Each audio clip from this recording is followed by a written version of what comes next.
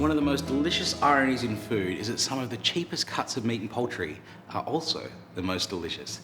These are the unsung heroes of dishes like ossobuco or slow-cooked brisket, and you can use these tricks to your advantage too with things like this mouth-watering chicken drumstick cacciatore.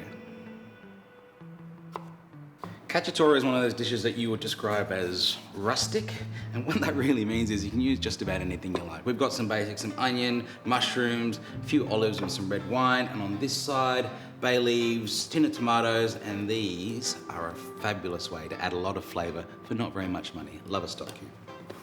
I'm just going to chop a few capsicum as well. And now for my drumsticks. Drumsticks are such a fabulous cut of chicken. They braise up really, really nicely. They're absolutely cheap as chips, and they taste delicious too. I'm just gonna flour these a little, and when you're flouring meat or poultry, you don't want to use too much. I actually use a pastry brush just to sort of dust it on like I'm dusting for fingerprints. The thing with the prices that you pay for meat and poultry at the supermarket is they don't reflect how good the actual cut is. It just reflects how popular it is. So chicken drumstick, they're just not very popular, which is why you can get them for a bargain. Look for things that you can get for a bargain, things like conical muscle or heel or even chuck steak at the supermarket when it comes to beef. These are the kind of cuts where you get a lot of bang for your buck. The other thing that affects the price of your meat is time.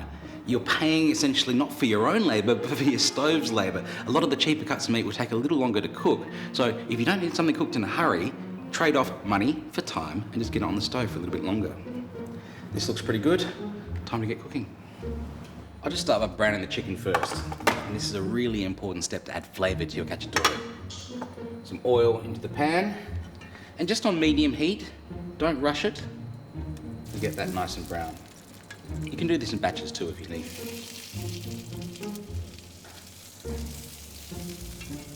I'll take the chicken out and then put in my onions and some garlic, which I'll just crush by hand,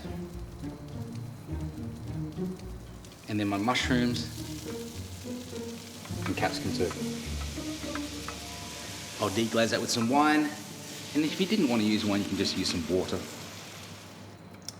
Now, the stock cube, these are absolutely fantastic for adding flavour. One of the big differences between a stock cube and a homemade stock is that commercial stocks don't contain a lot of gelatin, and that's what gives you that nice sort of texture or viscosity to your braise. And that's why it's really good to use it with something like drumsticks here, because the collagen in the connective tissue for the drumsticks will actually break down to gelatin as it braises for a really delicious mouthfeel. Chicken can go back in, and I'll add a tin of tomatoes as well.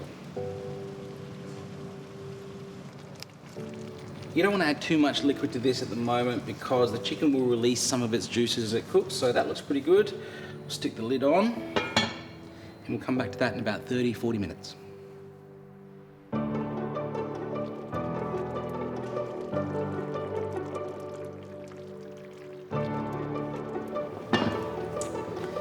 And after about 40 minutes, that has come together fantastically. I'll finish that with a bit of parsley. A tender, flavourful and delicious chicken cacciatore. A real showstopper, and the fact that it is cheap as chips, well, that can be our little secret.